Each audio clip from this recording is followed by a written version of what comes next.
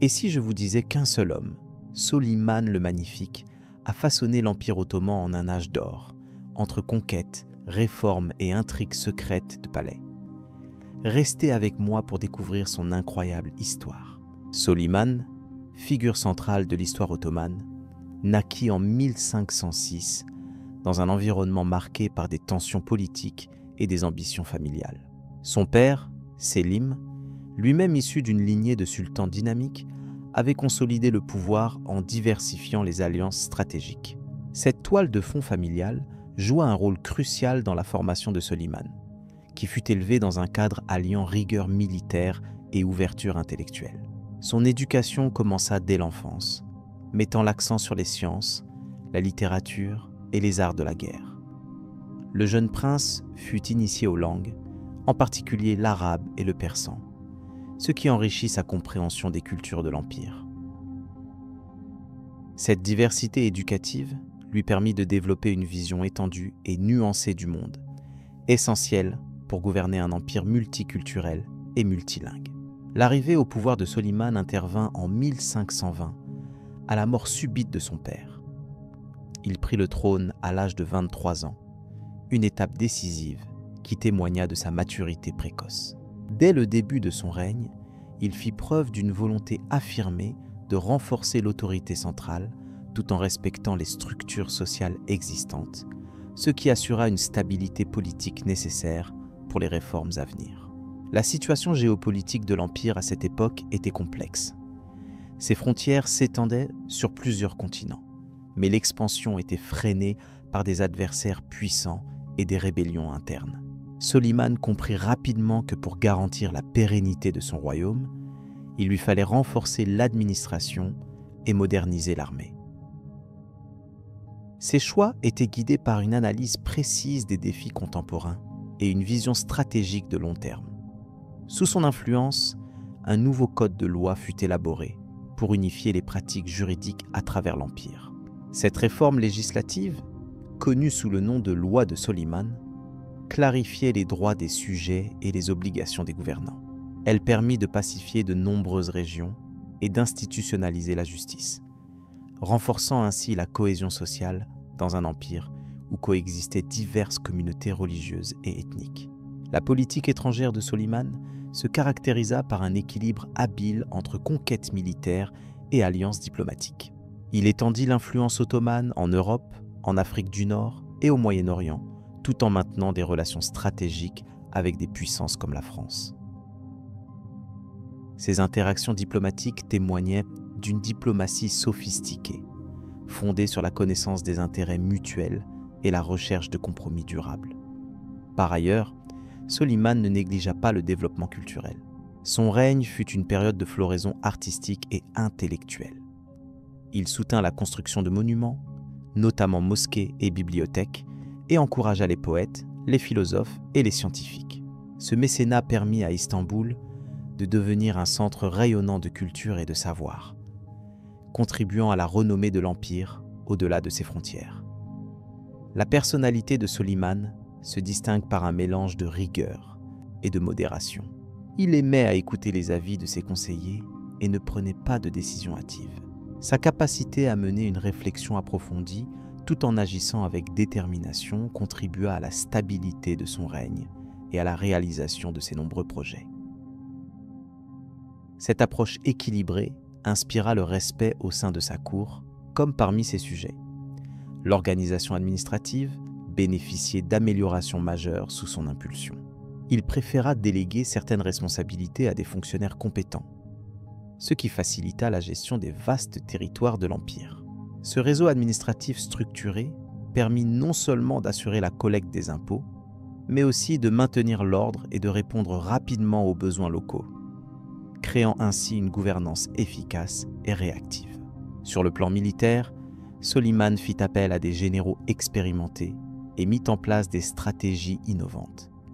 Il modernisa l'armée ottomane, renforçant l'infanterie et la cavalerie, et incorpora des unités d'élite appelées janissaires. Ces réformes permirent de repousser les invasions, d'affirmer la puissance ottomane sur plusieurs fronts et d'instituer une discipline rigoureuse. base de la réussite des campagnes futures. La gestion des relations avec les différentes communautés au sein de l'Empire fut également cruciale. Soliman appliqua le système du millet, permettant une certaine autonomie religieuse et culturelle aux populations non musulmanes. Cette politique fut un élément de stabilité sociale, réduisant les tensions internes et favorisant un climat de coexistence pacifique, contribuant à la richesse et au dynamisme de l'Empire. Enfin, il est important de souligner la marque que Soliman laissa dans la mémoire collective ottomane et mondiale. Son règne est souvent perçu comme un âge d'or, symbolisant la grandeur et la prospérité. Cette réputation repose sur des réalisations tangibles dans la gouvernance, la culture et la puissance militaire, mais aussi sur une image bâtie par des récits historiques qui soulignent la sagesse et la justice du souverain. Ainsi, les fondations posées par Soliman au début de son règne préparèrent le terrain pour le développement d'une grande puissance. Chaque décision prise s'inscrivait dans une logique d'équilibre entre tradition et innovation, ce qui lui permit de naviguer avec succès dans une période complexe. Son héritage durable fera l'objet d'une étude approfondie dans la suite de ce récit, qui explore la consolidation de l'Empire ottoman sous son égide, l'ascension au trône et la consolidation du pouvoir. Dès son accession, Soliman entreprit de renforcer son autorité centrale dans un empire caractérisé par une grande variété ethnique, religieuse et sociale. Conscient des risques liés à la dispersion du pouvoir, il fit preuve d'une habileté politique remarquable en réorganisant le système administratif. L'appareil étatique fut restructuré afin d'assurer un contrôle plus rigoureux sur les provinces lointaines, notamment par l'établissement de gouverneurs responsables devant la cour impériale. Cette centralisation ne se fit pas sans tension, car certains notables locaux cherchaient à maintenir leur influence traditionnelle. Parmi les premières initiatives majeures, Soliman fit réviser les lois fondamentales, appelées Qanun, intégrant les principes de la charia tout en adaptant certaines règles à la complexité sociopolitique de l'Empire. Cette codification juridique eut pour effet de renforcer la légitimité du pouvoir impérial, en assurant à la fois justice et ordre public. Ainsi, il combina tradition et innovation, consolidant son image de souverain juste et éclairé. Cette démarche lui permit également d'établir un certain équilibre entre les diverses communautés présentes, notamment entre musulmans, chrétiens et juifs, en garantissant une coexistence relative sous son règne. Le domaine militaire fut une priorité constante. Soliman hérita d'une armée redoutable, mais consciente des progrès technologiques et tactiques de ses adversaires européens, il investit dans la modernisation de ses forces. Sous son commandement, les janissaires, corps d'élite de l'armée ottomane, furent renforcés en nombre et en discipline. L'usage d'armes à feu avancées, comme les mousquets, se généralisa, notamment lors des campagnes en Europe centrale. Cette évolution militaire permit à Soliman d'engager des offensives ambitieuses tout en assurant la défense de ses frontières, qui s'étendèrent du golfe Persique jusqu'à la Méditerranée orientale. La gestion des élites et des relations au sein du palais impérial constitue une autre facette importante de son règne initial. Pour éviter les luttes internes qui avaient affaibli certains de ses prédécesseurs, Soliman sut équilibrer les intérêts des vizirs, des membres de la famille royale et des dignitaires religieux. Cette politique de maintien d'une certaine harmonie au sein du pouvoir central contribua à stabiliser son règne et à prévenir les révoltes internes dans les premières années difficiles. Il fit confiance à des personnages clés comme Ibrahim Pacha, dont le rôle de grand vizir fut essentiel pour mener à bien les réformes.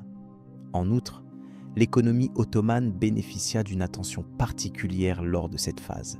L'ouverture nouvelle vers les routes commerciales majeures, notamment celles reliant l'Asie à l'Europe, permit de renforcer les ressources financières de l'Empire. Soliman encouragea le commerce maritime et la protection des caravanes, assurant ainsi un flux constant de revenus. Parallèlement, il régula les impôts pour maintenir un équilibre entre financement de l'appareil étatique et soutien à la population. Cette gestion prudente accroissait la puissance économique sans provoquer de tensions sociales majeures. La consolidation territoriale passa aussi par des actions diplomatiques habiles. Soliman développa des relations avec plusieurs puissances européennes et asiatiques, alternant alliances et conflits pour préserver les intérêts ottomans. Ces négociations avec la France, par exemple, ouvrirent la voie à une alliance contre les Habsbourg, principales rivales en Europe.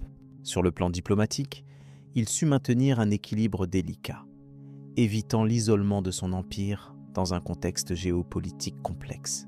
Les défis liés à la diversité culturelle et religieuse imposèrent à Soliman un exercice constant de tolérance pragmatique.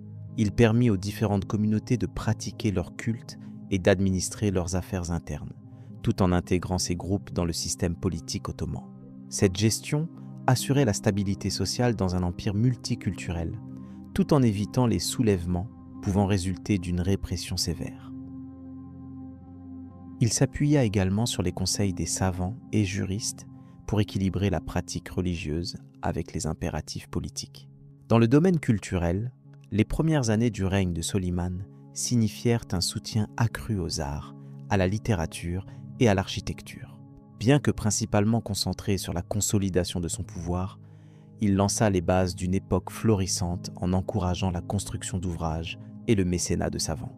Cette politique culturelle renforça la grandeur perçue de l'Empire et permit d'affirmer l'autorité du sultan comme promoteur de la civilisation ottomane. Les campagnes militaires initiales de Soliman sont également essentielles à mentionner.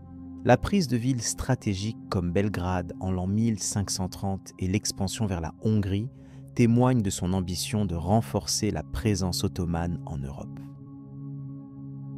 Ces conquêtes furent autant des démonstrations de force que des affirmations de son autorité politique interne.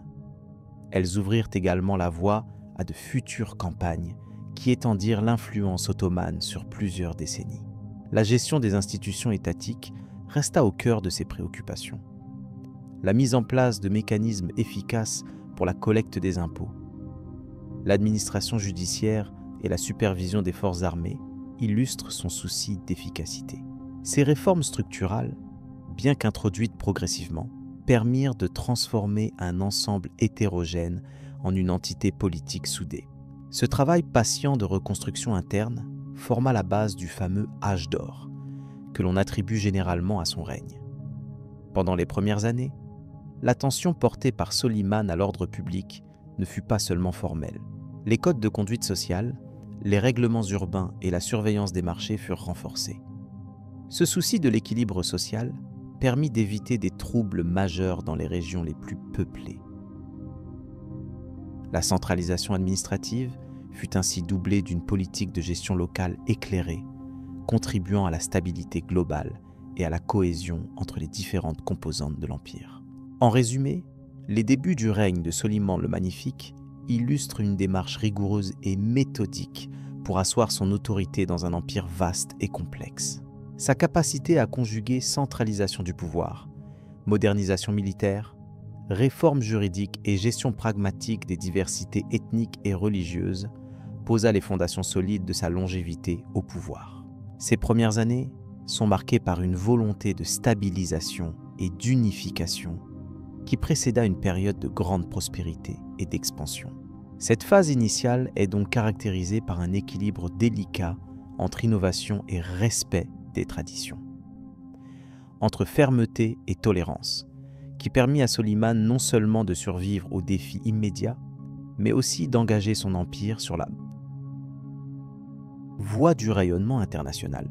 La consolidation de son pouvoir fut un processus lent et réfléchi, garantissant la pérennité de la dynastie ottomane. Ainsi préparé, l'Empire se trouvait prêt à entrer dans une ère nouvelle dont les contours allaient être dessinés par les actions et décisions prises lors de cette période fondatrice. Le récit de ces années inaugurales établit les bases indispensables pour comprendre les transformations durables qui vont suivre et invite à poursuivre l'analyse de son règne sous l'angle des grandes campagnes militaires et des avancées culturelles qui feront de Soliman un symbole de puissance et d'éclat durable. Les réformes administratives et juridiques, l'administration ottomane fut profondément révisée sous son autorité. Conscient des défis posés par la gestion d'un territoire s'étendant de la Hongrie à l'Irak, Soliman entreprit de clarifier les fonctions des différents corps de l'État, de rationaliser la fiscalité et de renforcer la discipline au sein des institutions. Cette réorganisation permit d'améliorer la cohésion interne et d'assurer un niveau de justice plus uniforme, facteur clé pour la stabilité politique. Sur le plan juridique, le sultan accorda une attention particulière à la codification et à la modernisation du droit. Il institua un corpus de lois appelé Kanun, qui complétait la jurisprudence islamique traditionnelle, la charia. Ces lois séculaires, fixées par le pouvoir central, traitaient des questions civiles, fiscales et pénales, apportant une homogénéité juridique à un empire marqué par une pluralité culturelle et religieuse. Parmi les réformes notables, on compte la mise en place d'un système judiciaire plus organisé, avec des juges ou cadis mieux encadrés et tenus de respecter un code précis. Cette mesure renforça la confiance des populations non musulmanes, qui bénéficiaient d'une certaine autonomie religieuse tout en étant soumises au Kanun dans la vie civile. La coexistence pacifique entre différentes communautés fut ainsi favorisée par un équilibre délicat. De plus, Soliman introduisit des mesures visant à protéger les droits des sujets de l'Empire, en luttant contre les abus de pouvoir commis par des fonctionnaires locaux ou des notables. Ces contrôles contribuèrent à limiter les excès et à maintenir un ordre social fondé sur le respect de la loi, plutôt que sur la seule force ou la tradition. Le sultan sut encourager un appareil étatique efficace, considéré comme un exemple de gouvernance à son époque. L'importance accordée à l'écriture et à l'archivage des textes législatifs témoigne aussi d'une volonté de transmission et de pérennité du système. Des spécialistes furent chargés de consigner les décisions et les réformes dans des registres précisément tenus, garantissant ainsi une mémoire administrative claire, capable d'évoluer avec les besoins et les circonstances. Ce soin dans la documentation fut un atout pour l'administration sur le long terme. Soliman veilla également à améliorer le système fiscal en s'appuyant sur des évaluations plus rigoureuses des terres et des ressources. Ce mécanisme permit une répartition plus équitable des impôts et une meilleure collecte, évitant ainsi la déperdition liée à la corruption ou à la négligence. L'équilibre budgétaire de l'Empire bénéficia directement de ces réformes, permettant d'assurer le financement des dépenses militaires et civiles. La centralisation graduelle des décisions politiques renforça naturellement l'autorité du trône, tout en délimitant les pouvoirs des notables locaux.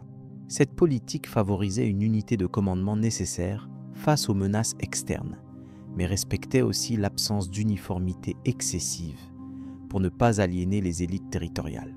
La prudence dans ce dosage démontre la finesse politique de Soliman. Notons qu'en parallèle à ces mesures, le sultan soutint le développement culturel et intellectuel, favorisant un climat propice aux études juridiques et administratives. L'ouverture des madrasas, où professeurs et étudiants débattaient du droit et de la politique, fit de la capitale un centre reconnu pour son savoir. Cette stimulation intellectuelle renforçait indirectement la légitimité du pouvoir, en lui donnant une dimension morale et savante. L'impact de ces réformes se fit sentir tout au long du XVIe siècle, offrant une stabilité relative malgré les nombreux conflits extérieurs. La structure mise en place permit à l'Empire ottoman de gérer efficacement sa complexité et d'assurer une certaine justice sociale, condition essentielle à la longévité du régime. La synthèse réussie entre tradition islamique et innovation législative fut un des héritages majeurs de ce règne. Ainsi, sous le règne de Soliman, la transformation administrative et juridique fut à la fois un reflet et un instrument de la grandeur ottomane. Ce travail minutieux, souvent méconnu, permit de poser les fondations d'un empire capable de durer plusieurs générations, en conciliant autorité du souverain et respect des lois. La sagesse dans l'exécution de ces réformes vint compléter les autres facettes de son règne exceptionnel. En conclusion, le pouvoir législatif exercé par Soliman fut une clé de voûte pour l'intégration politique et sociale des territoires conquis. Par ses initiatives, Il standardisa les règles du jeu, fortifia l'appareil d'État et contribua à façonner une identité commune malgré la diversité. Ces efforts expliquent en grande partie pourquoi cette période est considérée comme un âge d'or, où l'Empire trouva un souffle nouveau et durable. À mesure que ces transformations se consolidèrent, le domaine militaire et diplomatique s'en trouva renforcé et précisé. La prochaine étape de ce parcours historique nous conduira à l'étude des stratégies et des alliances qui permirent à l'Empire ottoman de s'étendre encore davantage sur la scène internationale. La grandeur militaire et les campagnes décisives. La période qui correspond au règne de Soliman Ier, surnommé le Magnifique, est souvent considérée comme l'âge d'or de l'Empire ottoman. Dès son accession au pouvoir au début du XVIe siècle, il entreprit une série de campagnes militaires qui allaient transformer l'Empire en une puissance incontestée au croisement de l'Europe, de l'Asie et de l'Afrique. Ces campagnes, planifiées avec précision et exécutées avec une discipline rigoureuse, ont permis une expansion territoriale considérable, redéfinissant les contours politiques et culturels de la région. Parmi les premières actions militaires marquantes sous Soliman, la conquête de la Hongrie occupe une place centrale. En 2428 et 16, il dirigea personnellement une armée imposante vers le cœur de l'Europe centrale. Cette campagne culmina avec la bataille décisive de Mohács, où l'armée ottomane, supérieure en nombre et en stratégie, infligea une défaite majeure aux forces hongroises. La prise subséquente de Buda, en 1533, permit à l'Empire ottoman d'étendre son influence en Europe centrale. Une avancée qui marqua un tournant dans l'histoire de la région. Au-delà de l'Europe, Soliman ne négligea pas les enjeux méditerranéens.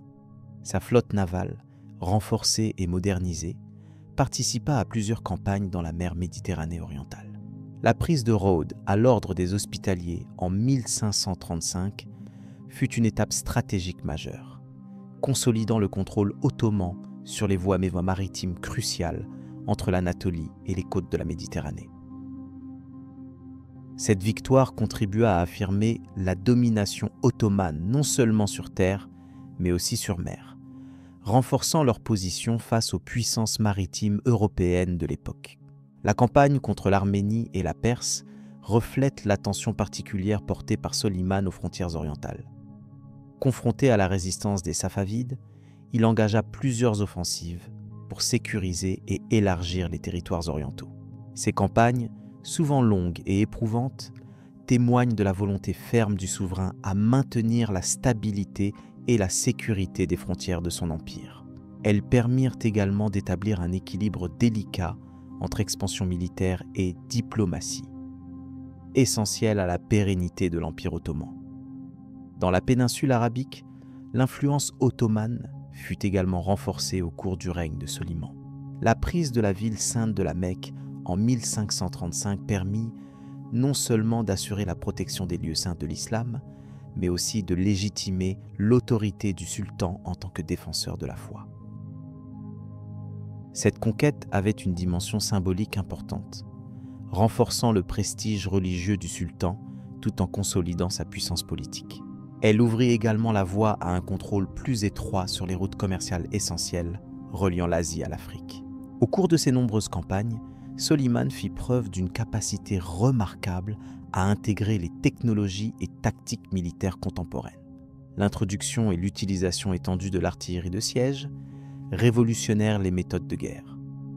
Ces armes permirent de s'emparer de forteresses auparavant réputées imprenables, modifiant profondément la dynamique des conflits. La modernisation de l'armée ottomane sous son règne fut un facteur clé de sa réussite sur les champs de bataille, assurant des victoires qui renforcèrent durablement la puissance de l'Empire. La manière dont Soliman gérait ses armées témoigne également de son sens aigu de l'organisation et de la discipline. Il centralisait le commandement tout en s'entourant de conseillers compétents, qu'ils soient militaires, administratifs ou religieux. Ce système permettait une coordination efficace entre les différentes branches de l'armée, assurant une rapidité d'exécution et une cohésion exemplaire. Ces qualités assurèrent la fluidité des campagnes, même sur des distances vastes et des territoires diversifiés.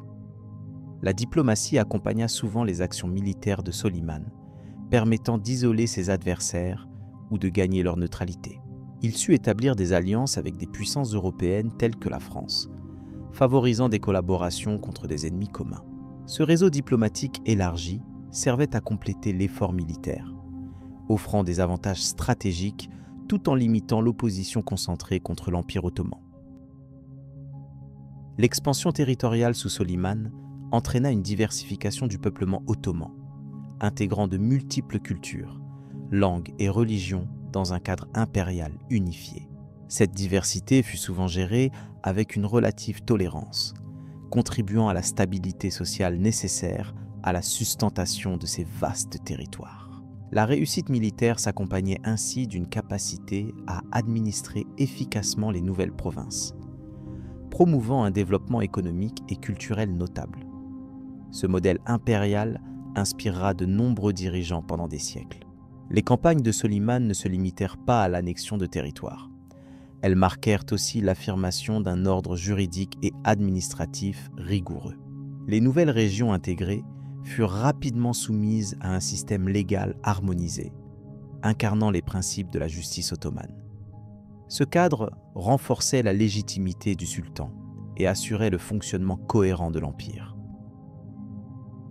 La discipline imposée dans les territoires conquis fut un élément fondamental pour maintenir l'unité impériale face à la diversité grandissante.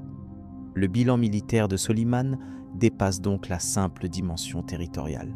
Il s'agit également d'une transformation profonde des structures politiques et sociales de l'Empire ottoman. La force de son armée combinée à une diplomatie habile permit de garantir la sécurité intérieure et extérieure, condition essentielle à la prospérité à long terme. En multipliant les succès militaires, il assura une position dominante durable, conférant à son règne une réputation exceptionnelle dans l'histoire ottomane et mondiale. Au-delà des campagnes conduites dans le cadre des conflits, certaines opérations ont révélé la capacité de Soliman à anticiper les menaces futures. Sa politique militaire reposait sur une vision stratégique à long terme, prenant en compte les évolutions géopolitiques de son temps. Les garnisons fortifiées, l'organisation des routes commerciales protégées et la planification des offensives illustraient cette approche globale. Cette anticipation rassurait les populations et préservait l'intégrité de l'Empire face au péril. L'importance stratégique des victoires de Soliman se manifeste aussi dans la redéfinition des équilibres régionaux. La puissance ottomane fut reconnue par de nombreux États voisins, modifiant durablement la carte politique. Les succès militaires renforçaient non seulement le prestige du sultan, mais aussi la sécurité des frontières, instaurant une période de paix relative à l'échelle régionale. Cette stabilité permit à l'Empire de concentrer ses efforts sur la consolidation interne et le développement culturel. Il convient de noter le rôle crucial des janissaires, corps d'élite de l'armée ottomane, durant ces campagnes.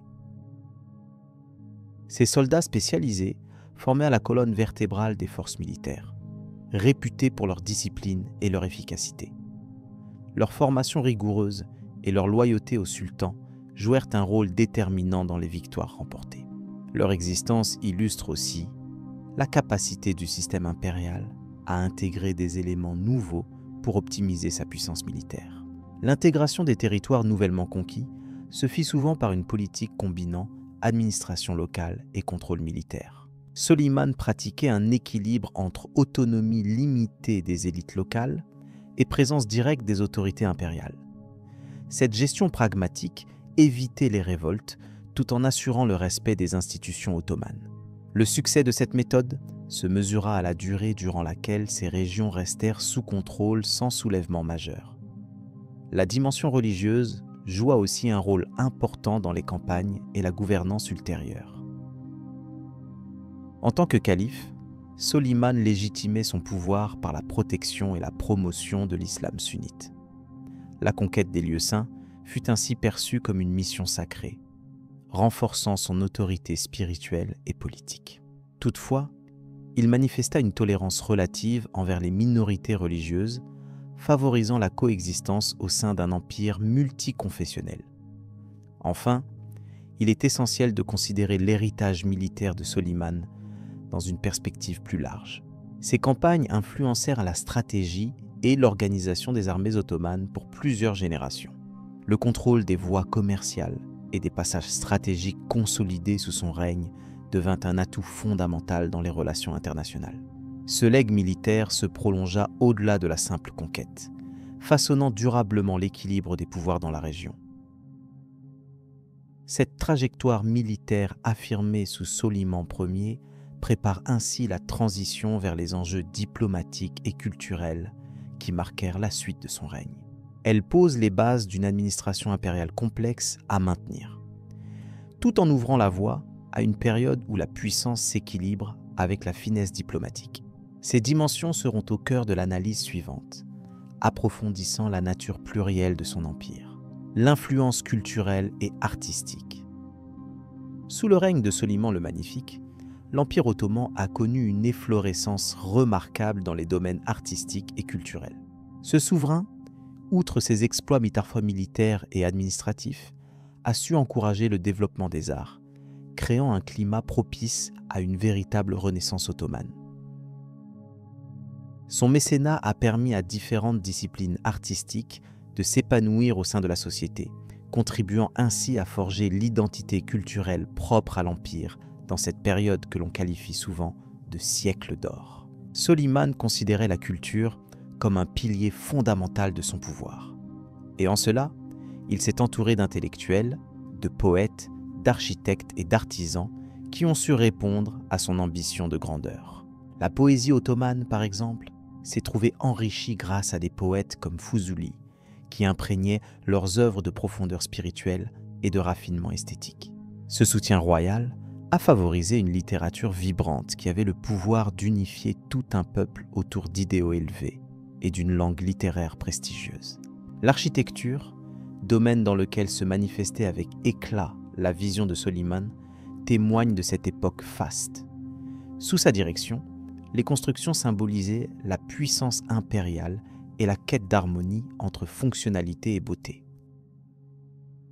L'architecte Sinan, principal maître d'œuvre de la cour, a réalisé de nombreux chefs-d'œuvre, parmi lesquels la mosquée Süleymani à Istanbul. Ce monument se distingue non seulement par son envergure, mais aussi par son équilibre parfait de la forme et de l'espace. Il incarne l'esprit de l'époque, où chaque détail architectural servait à exprimer la grandeur et la pérennité de l'Empire. La promotion des arts visuels a également joué un rôle essentiel. Les ateliers ottomans ont produit des enluminures et des miniatures qui illustraient des récits historiques, religieux ou poétiques. Ces œuvres, caractérisées par un style précis et une grande finesse d'exécution, accompagnaient souvent des manuscrits précieux, témoignant du goût du prince pour la préservation du savoir et la diffusion de la culture. L'attention portée aux détails reflétait à la fois la maîtrise technique des artisans et l'importance accordée à la sauvegarde d'une identité visuelle distincte. La musique n'était pas en reste, Sirius des arts comme à la cour. Soliman lui-même était réputé pour ses talents dans ce domaine, jouant du ney, un instrument à vent traditionnel. Sous son patronage, la musique ottomane s'est structurée en un art complexe et raffiné, avec l'élaboration de modes et de compositions spécifiques. Elle accompagnait aussi bien les cérémonies royales que les moments de recueillement spirituel, reflétant ainsi la diversité et la profondeur de la culture ottomane. Cette musique servait à renforcer non seulement la cohésion sociale, mais aussi le rayonnement culturel de l'Empire. En outre, l'artisanat a trouvé un essor notable, particulièrement dans la fabrication de tapis, de céramiques et d'orfèvrerie. Ces objets du quotidien incarnaient un savoir-faire exceptionnel et une esthétique élaborée qui symbolisait la richesse matérielle de l'Empire. Les tapis ottomans, notamment, étaient très prisés pour leurs motifs complexes et leurs couleurs vives, témoignant des influences multiples issues des échanges commerciaux et culturels. Ces objets, tout à fait fonctionnels, étaient aussi des marqueurs de statut social et de goût exquis. Par ailleurs, la calligraphie est devenue un art hautement valorisé sous Soliman. La maîtrise du trait, la recherche de l'équilibre et la beauté des formes ont permis la création d'œuvres qui allaient bien au-delà de la simple écriture. Ces pièces, souvent ornées sur des manuscrits religieux ou des documents officiels, étaient des illustrations du raffinement intellectuel qui caractérisait la cour ottomane. La calligraphie participait ainsi à structurer une esthétique propre, qui liait art et spiritualité dans une unité harmonieuse. Le rayonnement culturel de cette époque n'a pas seulement influencé l'Empire ottoman, mais a également marqué durablement d'autres régions. Les échanges avec l'Europe, le Moyen-Orient et l'Afrique du Nord ont favorisé une circulation des idées, des styles et des techniques. Cette période de prospérité créative a donc été une passerelle entre différentes traditions culturelles, contribuant à un enrichissement mutuel. Le soutien constant de Soliman et son goût pour la diversité ont été des moteurs essentiels dans cette dynamique d'ouverture. Il est important de noter que cette vitalité culturelle s'est souvent accompagnée d'un souci de codification et d'organisation. Les diverses institutions impériales ont intégré les arts dans leurs fonctions en créant des écoles et des ateliers d'artisans. Cette structuration a permis la transmission et la pérennisation des savoirs, tout en assurant un contrôle de la qualité artistique. Par cette politique réfléchie, Soliman a contribué à une élévation constante du niveau culturel et à la formation d'une élite créative capable de répondre aux exigences du pouvoir. La dimension religieuse de l'art sous Soliman est également un aspect marquant. Beaucoup d'œuvres témoignant de cette époque reflètent une profonde spiritualité islamique tout en intégrant des éléments de la tradition ottomane spécifique. Ce mélange conférait aux expressions artistiques une richesse symbolique et un aspect méditatif, souvent centré sur la perfection formelle et le sens intérieur. Les mosquées, les palais et les manuscrits illustraient cette synthèse, où l'esthétique servait aussi à nourrir la foi et à renforcer la légitimité du pouvoir. Enfin, le rôle de Soliman dans la constitution d'un héritage culturel a dépassé sa propre époque. Sa vision portée sur la valorisation des arts et de la science a jeté les bases d'une culture ottomane durable, reconnue encore aujourd'hui comme un élément clé du patrimoine mondial. Les monuments, les œuvres littéraires et artistiques qui ont survécu sont des témoins silencieux de ce siècle d'or, marquant un moment singulier où l'art et le pouvoir se sont conjugués pour créer une identité impériale d'une richesse exceptionnelle. Cette période, riche en créativité et en ouverture, prépare ainsi la scène pour les transformations suivantes dans l'Empire, où les héritages mécénés par Soliman continueront de jouer un rôle majeur au sein de la société ottomane et au-delà. Le passage vers cette étape suivante révèle de nouvelles dynamiques sociales, politiques et culturelles qui prolongent le legs laissé par ce souverain dont le règne a marqué l'apogée de la grandeur ottomane. La diplomatie et les relations internationales. La politique extérieure de Soliman le Magnifique représentait un pilier essentiel dans la consolidation et l'expansion de l'Empire ottoman au cours de son règne. En effet, son pouvoir ne se limitait pas aux frontières internes de son royaume. Il s'étendait bien au-delà, s'exerçant à travers des alliances stratégiques et des rivalités bien calculées avec les grandes puissances européennes et asiatiques de l'époque. Son habileté diplomatique contribuait à maintenir un équilibre délicat dans la Méditerranée, théâtre de nombreux conflits et d'influences de concurrentes. Sous le règne de Soliman, l'Empire ottoman entretenait des relations complexes avec les puissances chrétiennes européennes, notamment la monarchie habsbourgeoise et la République de Venise. Ces entités représentaient à la fois des adversaires militaires et des partenaires occasionnels, selon les circonstances géopolitiques. La diplomatie ottomane savait alterner entre confrontations armées et négociations pacifiques, démontrant ainsi une flexibilité qui lui permit d'étendre son influence sur des territoires clés tout en évitant des guerres incessantes. Les alliances passées par Soliman avec la France illustrent parfaitement cette stratégie. À travers des traités soigneusement négociés, l'Empire ottoman s'allia avec le royaume de François Ier afin de contrer la puissance habsbourgeoise qui dominait une grande partie de l'Europe centrale.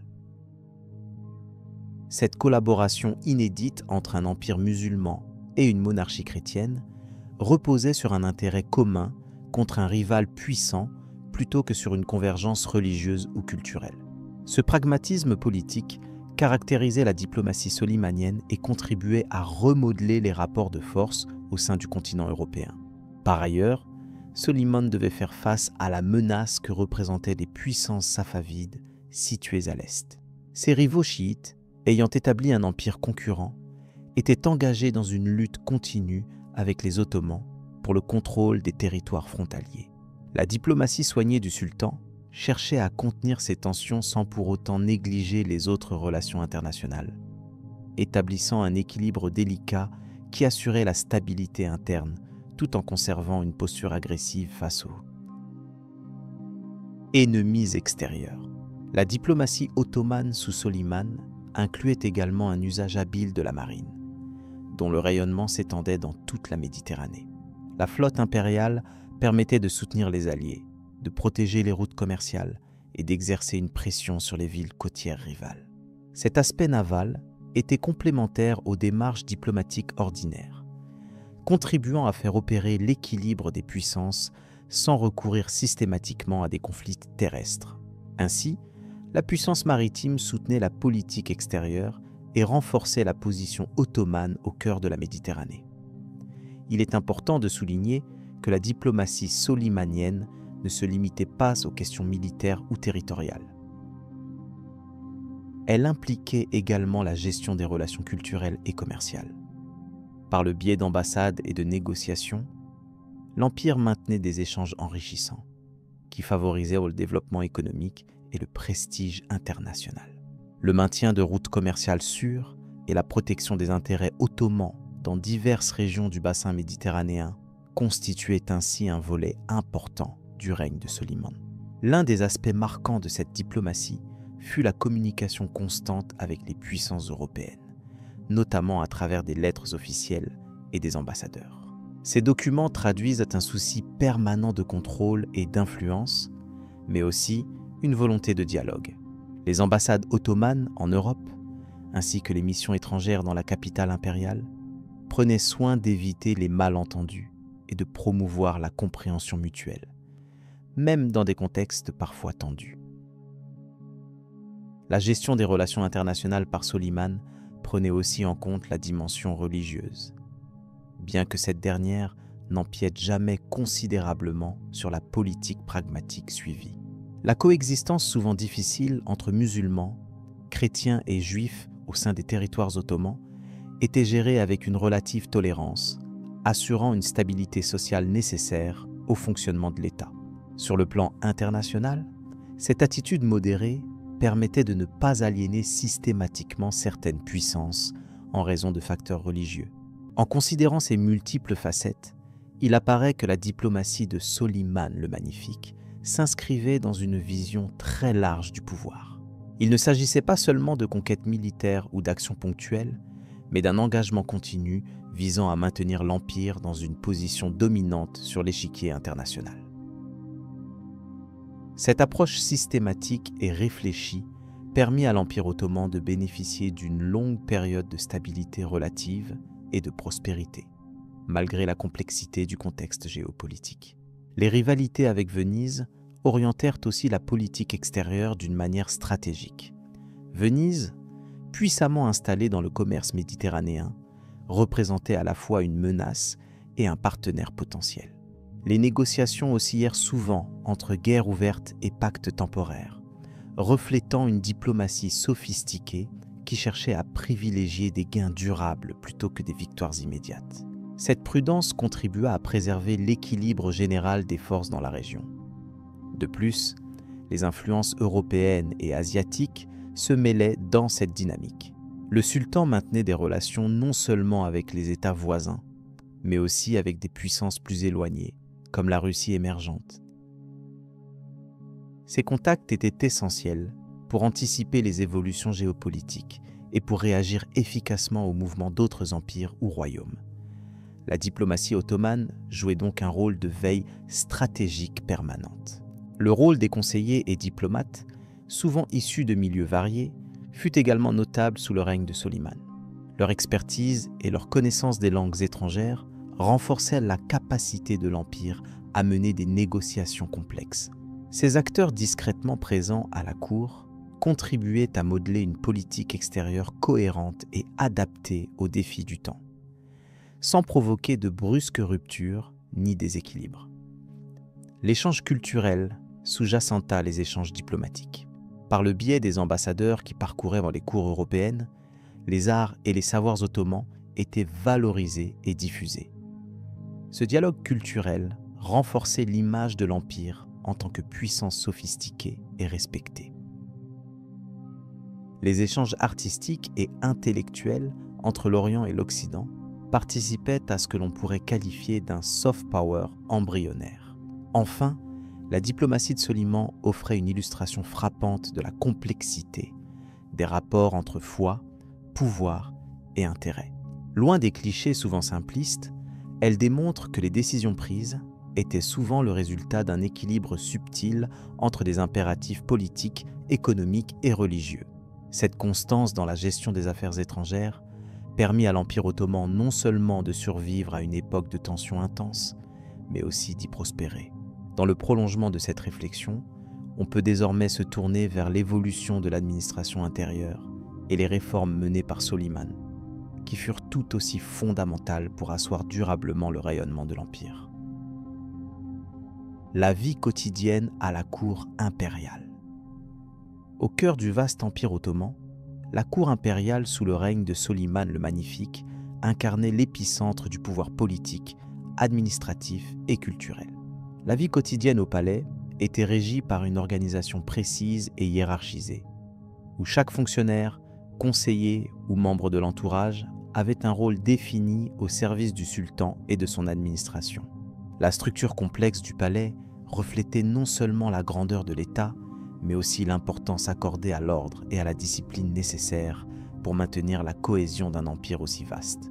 Ainsi, le palais n'était pas seulement une résidence royale, mais le siège d'un gouvernement efficace où la justice et la gestion des affaires courantes prenaient une place centrale. Les cérémonies et les rituels qui ponctuaient la vie à la cour contribuaient à affirmer l'autorité du sultan et à renforcer la loyauté des sujets.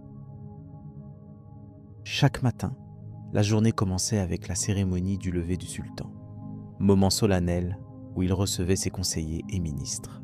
Ces rencontres quotidiennes permettaient d'examiner les affaires de l'État, allant des rapports militaires aux questions économiques et juridiques. Soliman, en tant que chef suprême, prenait soin de s'entourer d'hommes compétents, dont certains jouissaient d'une grande influence grâce à leur expertise et à leur fidélité. Cette pratique assurait un équilibre entre centralisation et délégation, garantissant une gestion efficace malgré l'immensité de l'Empire. Les bureaux administratifs, souvent situés dans différentes sections du palais, étaient animés par une équipe de scribes et de fonctionnaires chargés de la correspondance, de la rédaction des décrets et de l'exécution des ordres impériaux. La diplomatie jouait un rôle crucial, et les ambassadeurs des puissances étrangères étaient reçus avec un protocole strict, car leur accueil traduisait la puissance et le prestige du sultan.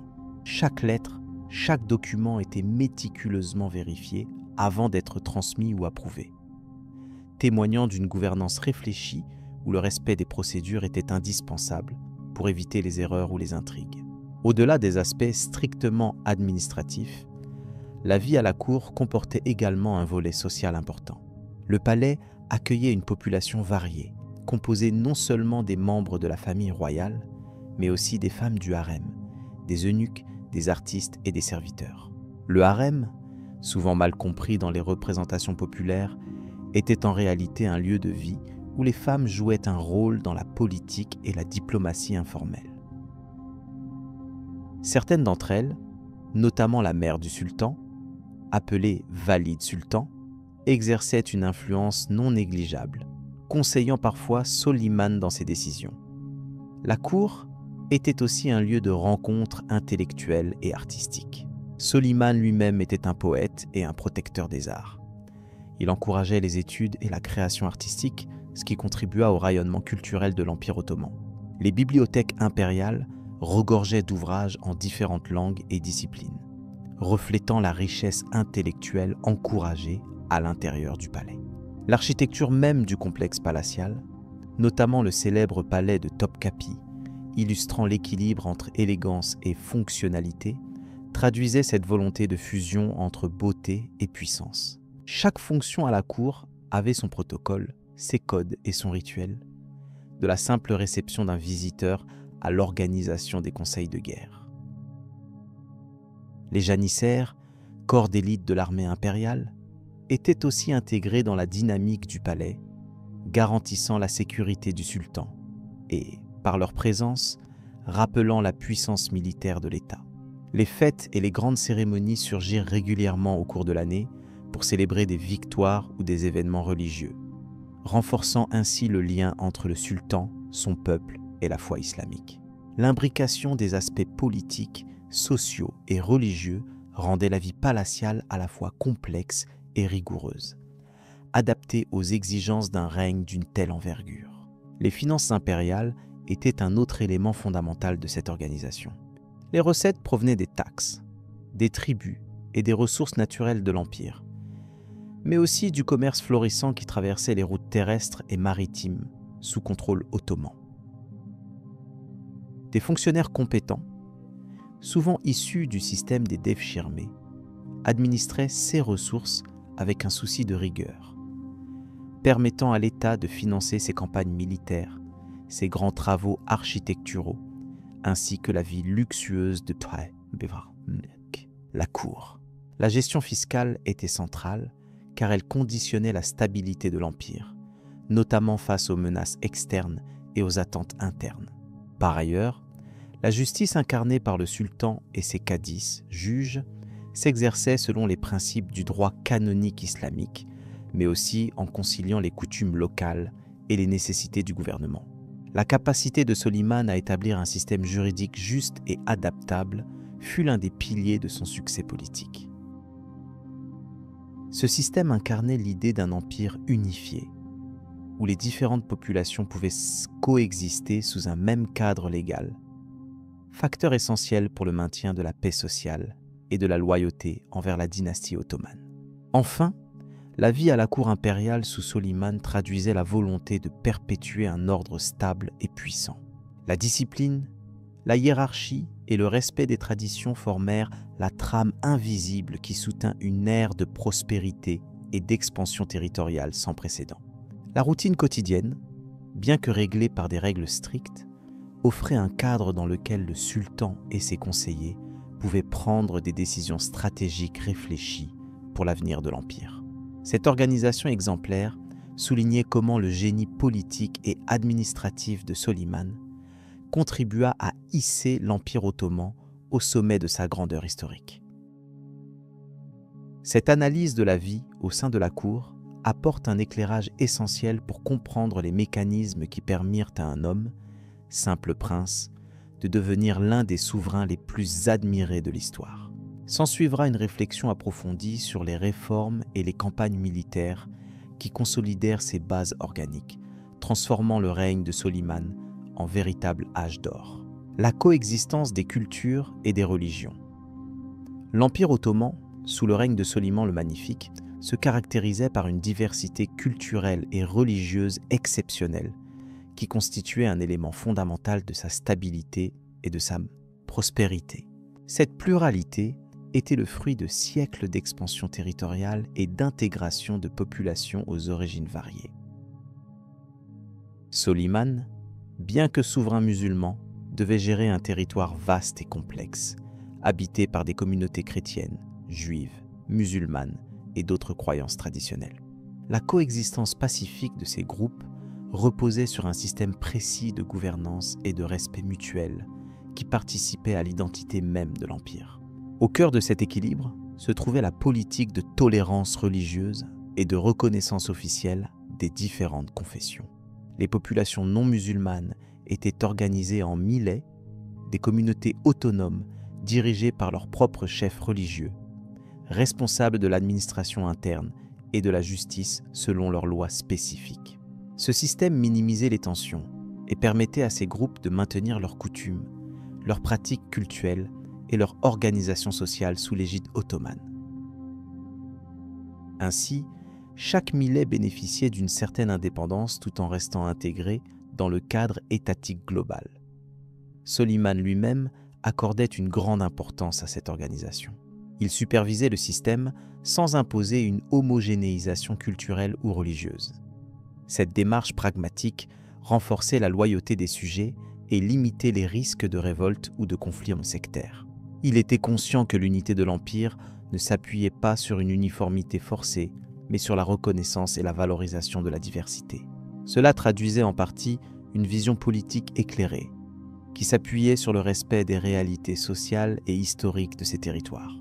Outre la coexistence religieuse, la richesse culturelle de l'Empire ottoman à cette époque reposait également sur les échanges et influences réciproques entre peuples. Les centres urbains comme Istanbul, Edirne ou Bursa réunissaient artisans, commerçants et savants issus de différentes civilisations. Cette diversité favorisait un dynamisme artistique et intellectuel rare, marqué par une production florissante dans les domaines de la littérature, de la musique, de l'architecture et des sciences. La capitale elle-même devint un carrefour cosmopolite où se mêlaient styles byzantins, persans, arabes et anatoliens. Sur le plan administratif, Soliman renforça l'appareil d'État en insistant sur la compétence et la justice. Son époque vit la promulgation de codes et de lois qui visaient non seulement à renforcer le pouvoir central, mais aussi à garantir l'équité entre sujets de différentes origines. Ces réformes légales, qui incluaient aussi bien des aspects civils que religieux, contribuaient à la cohésion de la société complexe qu'était l'Empire. L'équilibre entre droit islamique et loi séculière témoigne d'une capacité adaptative remarquable. La présence de communautés juives, notamment, illustre bien cette politique de tolérance. Chassés d'Espagne à la fin du XVe siècle, de nombreux juifs trouvèrent refuge dans l'Empire ottoman, où Soliman assura leur protection et leur intégration. Ils participèrent activement à la vie économique, intellectuelle et culturelle, renforçant encore la diversité sociale.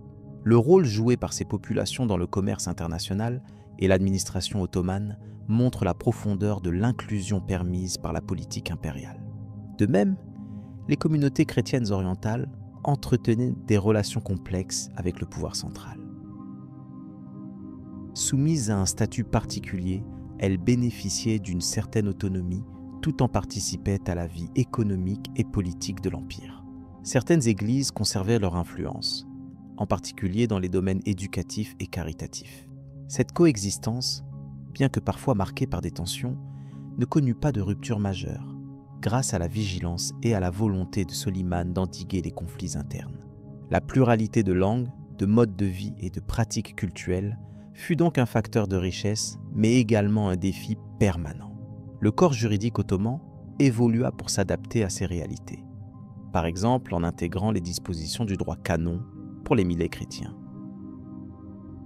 Ces arrangements complexes indiquent une capacité d'adaptation de l'État à des sociétés hétérogènes, héritées des expériences passées et adaptées aux enjeux du XVIe siècle.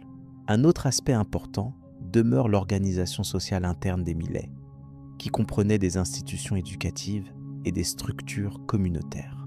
Cette organisation permettait une certaine autonomie culturelle et garantissait une continuité dans la transmission des traditions. Elle favorisait aussi la stabilité politique en donnant aux chefs religieux un rôle de médiateur auprès de l'administration ottomane. L'articulation entre ces différents niveaux de gouvernance était donc essentielle au bon fonctionnement de la société. Les relations intercommunautaires au sein de l'Empire, bien que marquées par la coexistence, n'étaient pas exemptes de défis. Des conflits pouvaient émerger, motivés par des intérêts économiques ou des différends locaux. Toutefois, les mécanismes étatiques mis en place permettaient dans la plupart des cas une résolution pacifique. La position de Soliman et de son administration fut de privilégier la négociation plutôt que l'affrontement, un choix qui renforça durablement la cohésion impériale. En parallèle à cette gestion interne, la politique extérieure de Soliman reflétait également la pluralité du monde ottoman. Ces campagnes militaires et alliances diplomatiques prirent en compte les réalités culturelles et religieuses des territoires conquis ou alliés. Cette approche pragmatique permit d'établir un réseau d'influence étendu tout en limitant les antagonismes confessionnels qui auraient pu fragiliser l'Empire. Cette capacité à naviguer entre diversité et unité fut une des clés du succès de son règne. Sur le plan idéologique aussi, Soliman promut une vision de l'État qui dépassait les clivages religieux. Son œuvre législative témoigne d'une volonté d'intégration qui ne niait pas les différences, mais les inscrivait dans un cadre commun et unifié. Cette stratégie renforça l'autorité centrale tout en préservant les spécificités des communautés. La stabilité ainsi obtenue permit à l'Empire de se développer économiquement et culturellement, faisant de cette période un âge d'or. Il faut aussi souligner la place accordée aux minorités dans les sphères culturelles. Poètes, savants, artistes issus de diverses origines contribuaient à l'écho intellectuel de la cour ottomane. Cette diversité enrichissait la pensée et les productions artistiques tout en favorisant un dialogue interculturel. Elle reflétait un dynamisme ouvert au monde, condition essentielle pour un empire ayant vocation à durer face aux nombreuses puissances européennes et asiatiques. Les alliances matrimoniales et les relations diplomatiques étaient souvent influencées par ces diverses appartenances culturelles et religieuses. Soliman sut les utiliser pour renforcer la position de l'Empire, en tissant des liens subtils avec des cours étrangères. Cette capacité à intégrer plusieurs traditions politiques permit d'orchestrer une politique extérieure habile et nuancée, résonnant avec la complexité interne de l'Empire. En résumé, la coexistence des cultures et des religions sous Soliman le Magnifique est à la fois un phénomène politique, social et culturel. Elle repose sur un équilibre savant entre autonomie des communautés et unité impériale, fondée sur un système législatif et administratif adapté aux réalités pluriculturelles. Cette gestion exemplaire permit à l'Empire ottoman de connaître une stabilité remarquable et une richesse incomparable au cours de son apogée. Ce système ne fut pas exempt de tensions, mais la capacité à gérer ces différences de manière pragmatique et souple demeure une leçon historique notable.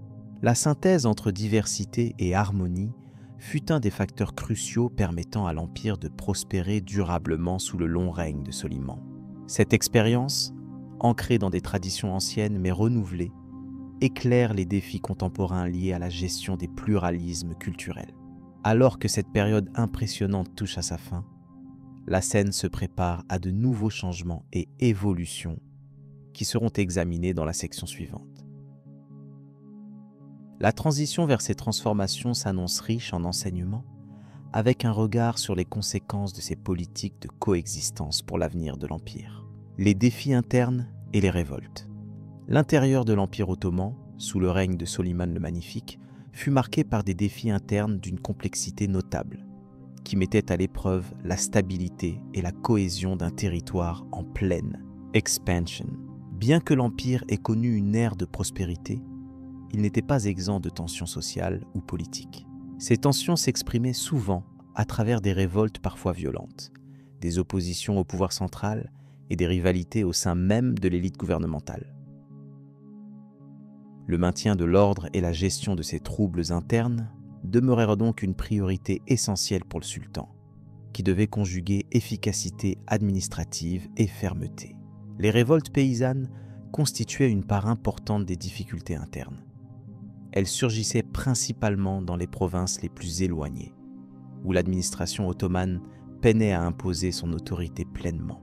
Ces soulèvements étaient souvent liés à des revendications économiques, à des abus fiscaux ou à des difficultés liées à la conscription militaire. La gestion de ces insurrections nécessitait à la fois une réponse militaire rapide et, dans certains cas, la négociation pour apaiser les mécontentements.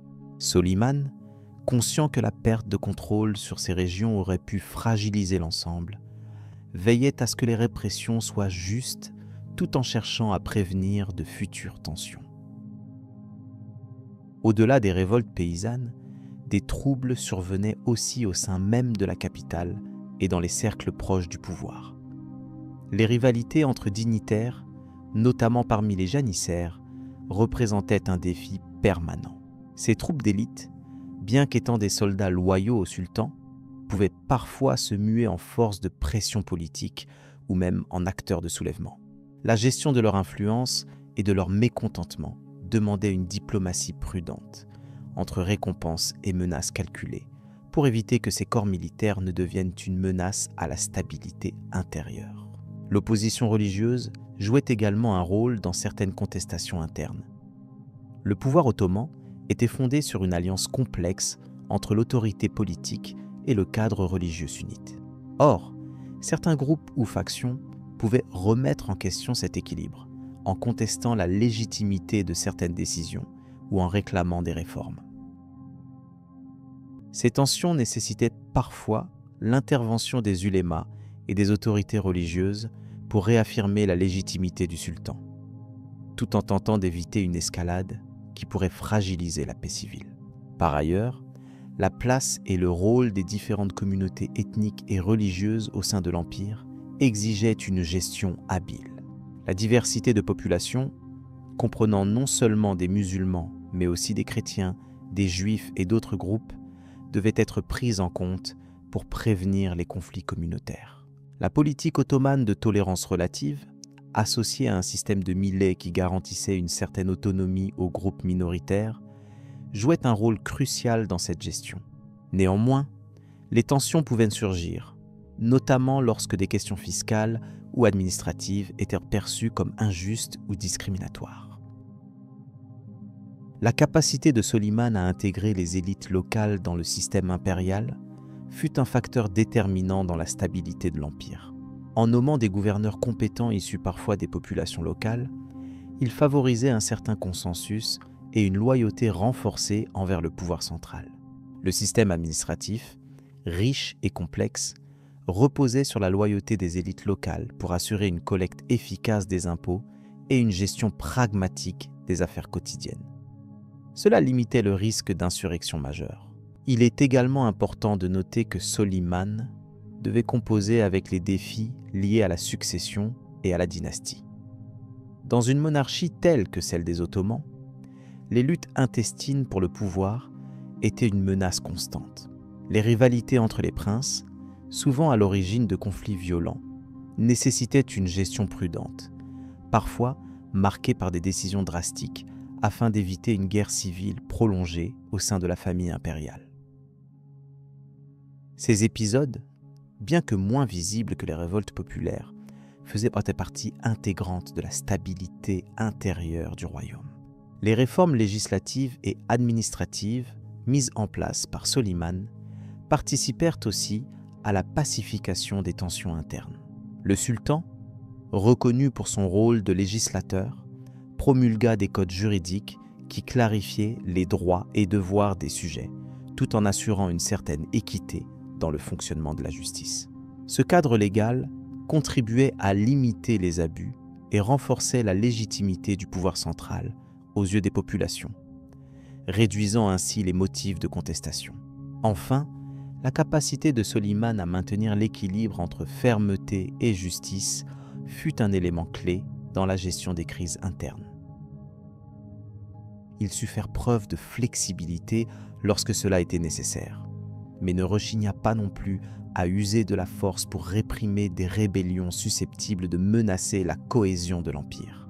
Cette capacité d'adaptation, combinée à une stratégie politique réfléchie, permit de naviguer avec succès au travers des différentes épreuves qui mirent à l'épreuve la paix intérieure du royaume. Ainsi, malgré les nombreuses tensions et conflits ponctuels, Soliman le Magnifique réussit à préserver l'unité et la stabilité de l'Empire, consolidant son autorité sur un territoire immense et varié.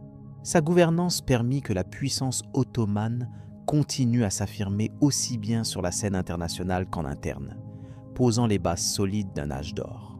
Les leçons tirées de ces défis internes restent une illustration frappante de la complexité du pouvoir impérial et de la nécessité d'une gestion attentive des forces sociales et politiques. Cette approche pragmatique, à la fois rigoureuse et souple, ouvrit la voie à une période où l'Empire pouvait se concentrer davantage sur son expansion territoriale et ses ambitions diplomatiques, permettant à Soliman d'impulser une nouvelle dynamique avant de faire face aux enjeux qui apparaîtront dans la période suivante. L'héritage architectural. L'époque du règne de Soliman le Magnifique fut marquée par un essor exceptionnel de l'architecture ottomane, témoignant à la fois de la puissance politique et de l'expression esthétique d'une civilisation en pleine expansion. Durant ces années, la ville d'Istanbul, ancienne Byzance, connut une transformation profonde, s'imposant comme un centre intellectuel et culturel de premier plan. Soliman s'entoura d'architectes de grand talent, parmi lesquels Sinan, le plus célèbre d'entre eux, qui devint maître d'œuvre de nombreuses constructions emblématiques. Les édifices érigeaient un dialogue entre tradition islamique et innovation technique, forgeant un style nouveau, reconnaissable par ses formes harmonieuses et sa rigueur géométrique. La mosquée Suleymanie est sans doute le chef-d'œuvre qui symbolise le mieux cet âge d'or.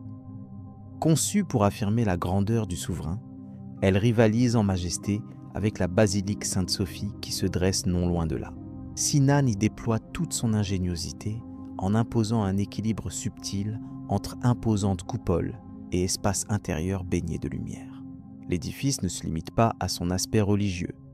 Il forme un vaste complexe comprenant des écoles, des bibliothèques, des bains publics et des hôpitaux, illustrant le rôle central de la religion et de la bienfaisance dans la société ottomane. Chaque élément est pensé pour le service des citoyens, traduisant la vision d'un gouvernement à la fois puissant et soucieux du bien-être de son peuple. Parallèlement à la mosquée Suleymaniye, Soliman favorisa la construction de nombreux ponts et caravansérails, renforçant les infrastructures de l'Empire. Ces ouvrages amélioraient la circulation des marchandises et des personnes, facilitant l'échange culturel et économique à travers un territoire s'étendant sur plusieurs continents. Le pont de Mostar, bien que situé en dehors du cœur ottoman, témoigne de cette politique d'intégration territoriale et d'ouverture. Cet exemple illustre également la capacité de l'Empire à harmoniser différentes traditions architecturales, en combinant des influences locales et orientales, renforçant ainsi son unité politique et culturelle. Dans le domaine des palais, le Topkapi représente un véritable centre du pouvoir impérial, où se concentrait la souveraineté de Soliman. Ce complexe, construit en plusieurs étapes, s'apparente à une véritable cité fortifiée, rassemblant non seulement des appartements royaux, mais aussi des quartiers administratifs, des trésors et des jardins. Le palais illustre l'organisation rigoureuse de la cour ottomane, mettant en scène un art de vivre sophistiqué, marqué par un raffinement artistique et une maîtrise parfaite de l'espace. La décoration intérieure fait la part belle à la céramique d'Iznik, aux motifs floraux précis et aux couleurs éclatantes, qui confèrent au lieu une atmosphère de sérénité et de prestige. Les réalisations architecturales de cette période surpassèrent de loin celles des règnes précédents, tant par la qualité de leur exécution que par leur impact symbolique. La mosquée Rustem Pacha, bien que plus modeste, est un exemple remarquable de cette attention portée aux détails ornementaux. Elle célèbre l'art du décor, avec ses faïences finement travaillées, témoignant d'un savoir-faire artisanal transmis de génération en génération. Chacun de ces monuments reflète l'alliance entre pouvoir et culture, où la pierre devient un langage codé, capable de transmettre des valeurs et des idées à travers le temps.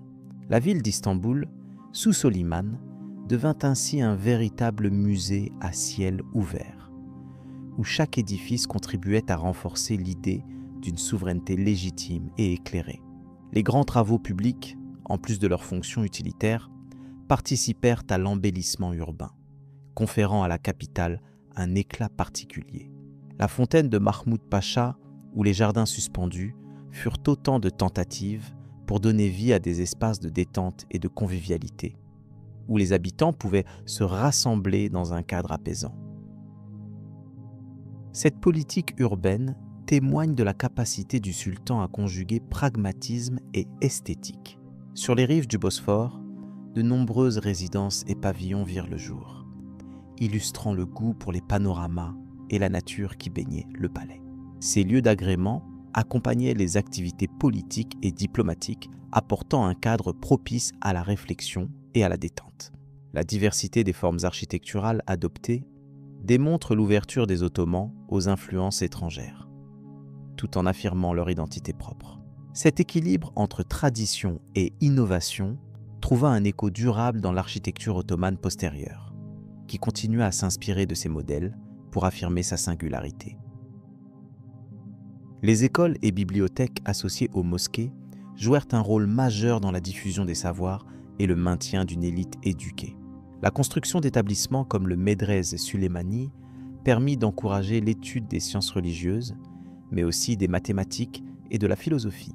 Cette entreprise fut indissociable de la vision solennelle de Soliman, qui considérait la connaissance comme un fondement essentiel de la justice et de la gouvernance. Les archives impériales conservées dans ces lieux témoignent aujourd'hui encore de cette ambition intellectuelle qui traversa tout le règne. L'impact des réalisations architecturales de Soliman ne se limite pas à l'Empire ottoman lui-même. Elles influencèrent de nombreuses régions voisines, inspirant des constructions similaires dans les Balkans, en Méditerranée et même en Afrique du Nord. Cette diffusion traduit la place centrale occupée par Istanbul dans le monde islamique et au-delà. En favorisant ces échanges, le sultan contribua à la construction d'une véritable civilisation cosmopolite, où les langues et les styles se mêlaient dans un creuset dynamique. De cette manière, l'architecture ottomane devint un vecteur privilégié de rayonnement culturel. En résumé, les monuments édifiés durant cette période incarnent le pouvoir raffiné d'un empire à son apogée. Chaque pierre posée porte en elle l'empreinte d'un équilibre subtil entre fonction politique, nécessité religieuse et quête esthétique. Ces constructions ne sont pas de simples objets historiques, mais des témoins vivants d'une époque où l'art et le pouvoir s'entrelacent pour forger une identité collective. Cette harmonie entre grandeur matérielle et sens spirituel confère à l'héritage de Soliman une place unique dans l'histoire architecturale mondiale. L'attention portée aux espaces publics, à la qualité des matériaux et à l'innovation technique illustre une volonté de progrès constant.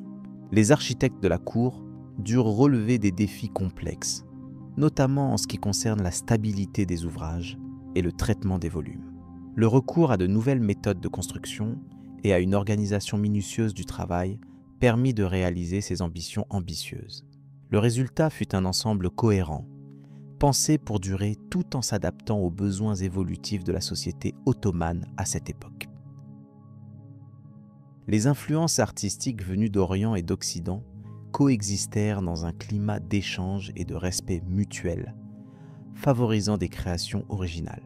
Dans le contexte du règne de Soliman, cette hybridation contribua à renforcer la singularité de l'art ottoman, positionnant l'Empire comme un carrefour culturel au carrefour de plusieurs mondes.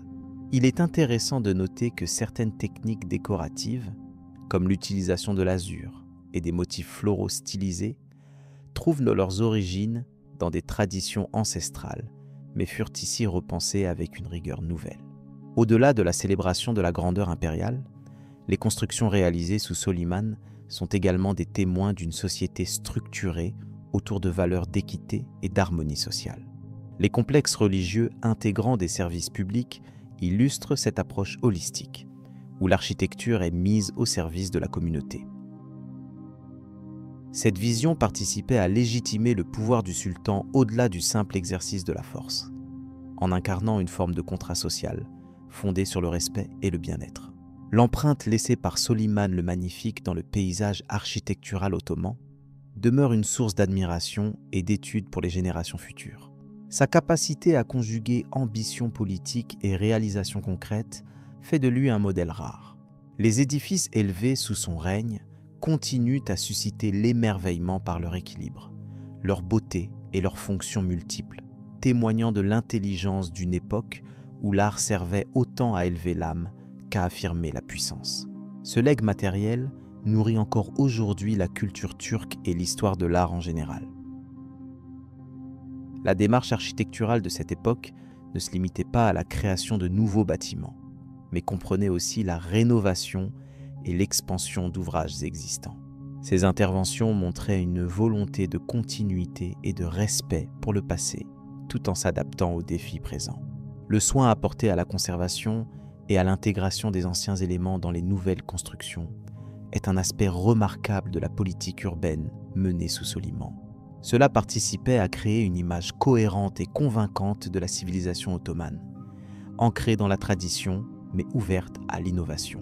L'attention aux détails dans les décorations, les mosaïques et les inscriptions calligraphiques est une autre caractéristique majeure de cette période. Chaque ornement portait une signification précise, qu'elle soit religieuse, poétique ou politique, contribuant à un récit global sous-jacent. Ainsi, l'art architectural devenait un langage sophistiqué, capable de transmettre des messages complexes sans recourir aux mots. Cette dimension sémiotique enrichissait la lecture des édifices, offrant une expérience esthétique et intellectuelle simultanée.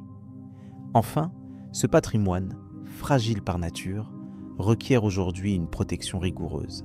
La valeur historique et culture humaine de ces monuments pousse à engager des efforts de conservation et de restauration.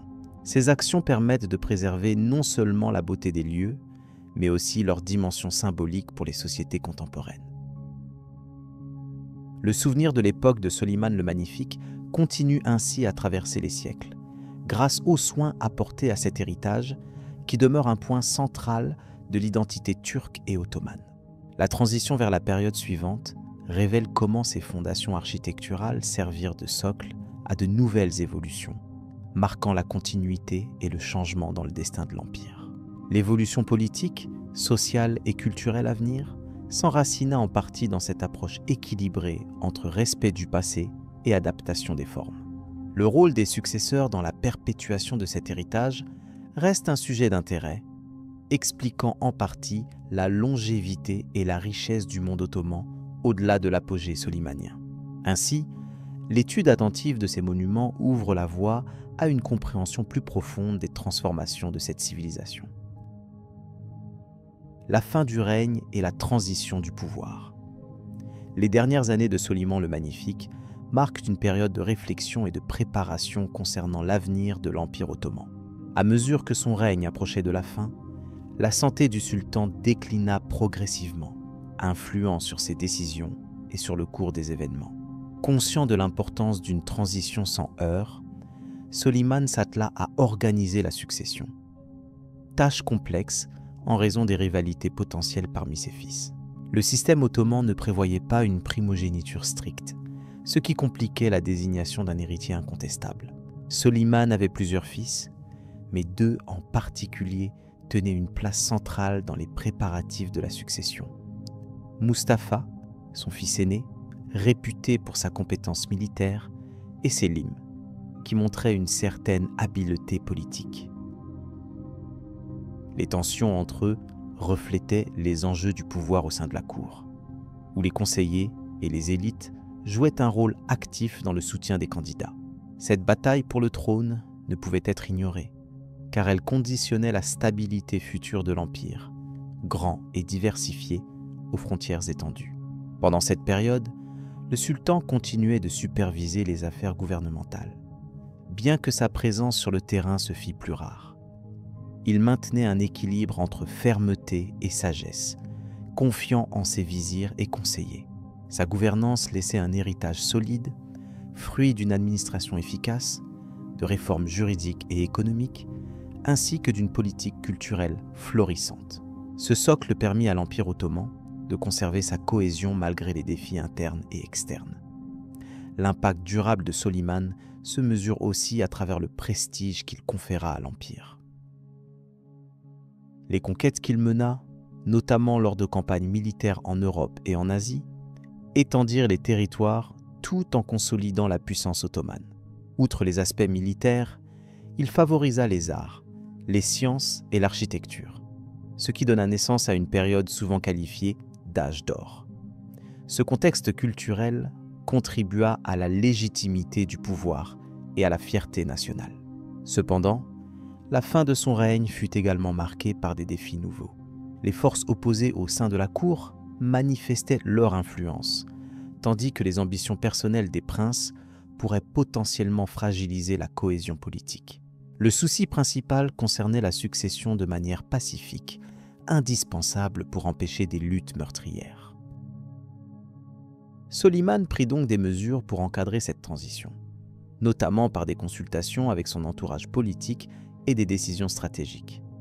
En dépit de ses efforts, la période qui suivit sa mort fut marquée par des tensions croissantes.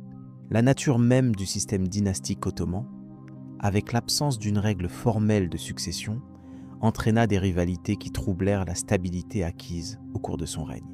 Néanmoins, l'héritage institutionnel posé par Soliman permit d'éviter un effondrement total, grâce à une administration affermie et à une armée disciplinée. De plus, son œuvre juridique, notamment la promulgation de codes, resta un fondement durable du droit impérial. La figure de Soliman reste ainsi centrale dans l'histoire ottomane, représentant un moment de grande puissance et de sagesse politique. L'ensemble de ses actions renforce l'influence de l'Empire dans le monde, tout en incarnant un modèle de souverain capable de conjuguer puissance militaire et développement culturel. Les dernières années de son règne illustrent cette dualité entre la prise en compte des réalités du pouvoir et l'anticipation des enjeux futurs. Ces éléments forment une transition attentive sans rupture majeure. La succession finalement donnée à Sélim n'effaça pas totalement les tensions, mais elle permit la continuité de la dynastie ottomane. Le transfert du pouvoir s'inscrivit donc dans une dynamique de préservation de l'ordre, malgré des incertitudes liées à la nature humaine et aux ambitions individuelles. Cette période montre combien les enjeux de pouvoir dans un empire gigantesque nécessitent autant d'habileté politique que de force. Soliman, dans ces dernières années, resta un acteur déterminant de cette phase cruciale. La solidité administrative et militaire qu'il laissa en héritage constitua un avantage essentiel pour la gestion des défis postérieurs. La diversité culturelle et religieuse de l'Empire requérait une gouvernance attentive, capable de maintenir l'équilibre entre les différentes composantes de la société ottomane. La politique de Soliman fut marquée par une volonté d'intégration et de respect des traditions locales, ce qui renforça la cohésion interne. Ce cadre permit d'aborder ensuite les transformations inévitables avec une base stable. Le règne de Soliman, dans son ensemble, reste une période d'intense construction et d'expansion. La fin de sa vie fut marquée par cette prise de conscience profonde de l'importance de la succession et de la stabilité. Cette étape prépara la suite de l'histoire ottomane, en assurant que les institutions et les principes de gouvernance demeureraient opérationnels malgré l'absence du souverain. Elle souligne aussi les limites humaines face à l'inévitable passage du temps et aux contraintes du pouvoir. En conclusion, cette dernière phase du règne de Soliman le Magnifique constitue un moment clé où s'allient souvenirs de conquête, réalisations culturelles et soucis pragmatiques des problèmes de succession. La manière dont il aborda cette période dénote un équilibre entre continuité et adaptation, entre force et prudence. Cela illumine une dimension essentielle de son personnage historique, souvent perçu simplement à travers ses victoires militaires, mais également à travers sa capacité à penser l'avenir de son empire. Ainsi, la transition du pouvoir à la génération suivante se fit sous l'ombre protectrice d'un héritage puissant. La contribution de Soliman à la grandeur ottomane ne se limite pas à son temps, mais se prolonge à travers l'organisation qu'il laissa et les principes qu'il incarna. Le cheminement de cette période prépare progressivement l'histoire qui suivra, offrant une continuité précieuse malgré les aléas des destinées individuelles. Cette transition inscrite dans un cadre prudent ouvre donc la voie à la suite de l'épopée ottomane, marquant un tournant essentiel dans cette longue histoire. L'influence durable de Soliman le Magnifique Soliman, qui monta sur le trône à un âge relativement jeune, établit rapidement un système de gouvernement efficace et stabilisateur. Sa politique visait autant à consolider ses conquêtes qu'à instaurer des lois et des régulations permettant une coexistence harmonieuse entre les différentes communautés au sein de l'Empire. À cet égard, il est souvent reconnu pour ses réformes juridiques, qui saisirent l'importance d'un code de loi unifié, traduisant un équilibre entre droit religieux et loi civile. Ce cadre législatif contribua à asseoir la justice et la prospérité grâce à une administration rigoureuse. Sur le plan militaire, Soliman fut également un chef habile, capable de planifier des campagnes stratégiques qui étendirent les frontières ottomanes vers l'Europe centrale, le Moyen-Orient et l'Afrique du Nord. Ces victoires transformèrent Istanbul en un centre cosmopolite, influent dans les échanges commerciaux et culturels. Le contrôle des routes commerciales permit une augmentation des richesses qui financent les projets d'architecture grandiose et les institutions éducatives. Ainsi, la ville devint un véritable foyer de la civilisation ottomane. En matière d'art et de culture, le règne de Soliman se distingue par un engouement pour le développement des arts plastiques, de la poésie, de la musique et de l'architecture. Soutenant des artistes et intellectuels, il encouragea la production de manuscrits enluminés, la construction de mosquées majestueuses et la création musicale raffinée. Cette effervescence artistique reflète aussi l'idéal de la Renaissance naissante en Europe, témoignant d'une contemporanéité et d'une ouverture vers les savoirs extérieurs, tout en affirmant une identité ottomane forte. L'héritage politique de Soliman est donc multiple. D'une part, ses réformes juridiques continuèrent à structurer l'empire longtemps après sa mort, assurant une stabilité administrative essentielle pour la gestion d'un territoire vaste et diversifié. D'autre part, sa politique étrangère ambivalente permit d'entrelacer des alliances et des oppositions qui sculptèrent l'équilibre des puissances sur plusieurs continents. En ce sens, son influence dépasse le simple cadre national ottoman pour habiter une mémoire collective plus large. La figure de Soliman reste également symbolique dans l'imaginaire populaire et historique. Il incarne l'idée du souverain éclairé, à la fois guerrier et législateur, fin diplomate et mécène. Cette image a été nourrie par de nombreux récits, parfois empreints de mythes, mais elle contribue à situer son règne comme un modèle de gouvernance idéal dans la tradition ottomane. Par ailleurs, son nom résonne dans la littérature et les arts visuels du monde entier, attestant d'une fascination universelle. À travers les siècles, plusieurs générations ont revisité son histoire, cherchant à comprendre comment un homme put conjuguer pouvoir, justice et culture dans un contexte aussi complexe que celui de l'Empire ottoman. Les historiens contemporains insistent sur la modernité de certaines de ses décisions, notamment en matière d'organisation de l'État et d'intégration sociale, contrastant avec les images parfois figées de la monarchie absolue. Cette relecture permet d'apprécier la pertinence des choix politiques et culturels de Soliman au regard des défis actuels. Son règne inspira également d'autres souverains qui virent en lui un exemple à suivre dans la gestion d'empires multisociaux. Le modèle qu'il laissa perdura grâce à un système institutionnel robuste et à une tradition administrative rigoureuse.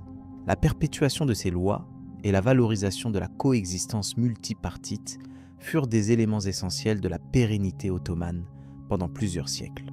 Cette stabilité relative favorisa le développement à long terme des régions sous domination ottomane. Cependant, la postérité de Soliman connaît des contradictions. Tandis qu'en Orient son nom est synonyme de grandeur impériale, en Occident il fut perçu tantôt comme un adversaire redoutable, tantôt comme un modèle d'État. Cette dualité nourrit aujourd'hui encore un débat historiographique riche, demandant à être replacé dans son contexte originel pour être pleinement compris. L'attachement à cette figure historique illustre néanmoins l'importance d'un récit partagé, où cohabitent faits et représentations symboliques. Sur le plan culturel, l'héritage de Soliman se manifeste dans l'urbanisme d'Istanbul et dans l'architecture ottomane, particulièrement dans la splendeur des mosquées, palais et hammams, dont certains sont encore préservés. Ces monuments témoignent d'une époque où l'Empire ottoman se voulait à la fois un centre spirituel et un foyer de civilisation. L'harmonie entre esthétique et fonctionnalité témoigne de la cohérence d'une vision politique mêlant pouvoir et culture. La littérature ottomane de cette période reflète également l'aura de Soliman, parfois exaltée dans des poèmes épiques ou des chroniques officielles. Sa figure fut ainsi inscrite dans la mémoire littéraire comme un parangon de justice et de puissance légitime. Cette image s'est transmise au fil des siècles et alimente aujourd'hui encore un imaginaire collectif, contribuant au sentiment d'identité dans plusieurs régions affectées par la présence ottomane. Enfin, Soliman le Magnifique est un exemple manifeste de l'interdépendance entre l'histoire et la mémoire. À travers ce qu'il signifiera pour les générations ultérieures, on mesure la capacité d'un règne à dépasser son propre temps, non seulement par les réalisations visibles, mais aussi par l'impact symbolique qu'il forge. Il illustre ainsi la complexité d'un pouvoir qui conjugue conquête et législation, force militaire et ambition culturelle, dans un équilibre fragile mais durable. Dans cet esprit, la compréhension de son époque invite à revisiter non seulement les événements politiques et militaires, mais aussi les dynamiques sociales et culturelles qui façonnèrent un empire tentaculaire. Le règne de Soliman apparaît alors comme une période d'intense mutation, dont les enseignements dépassent largement le cadre historique pour toucher l'étude des civilisations et du leadership en général. C'est ce regard multicouche qui nourrit le regard contemporain sur son héritage. Alors que cette réflexion s'achève, il est important de considérer que la richesse du portrait historique de Soliman appelle à poursuivre l'exploration des événements qui suivirent son règne. Les défis rencontrés par ses successeurs et la manière dont ils s'inscrivirent dans la lignée instaurée ouvrent la voie vers une compréhension globale de l'évolution ottomane.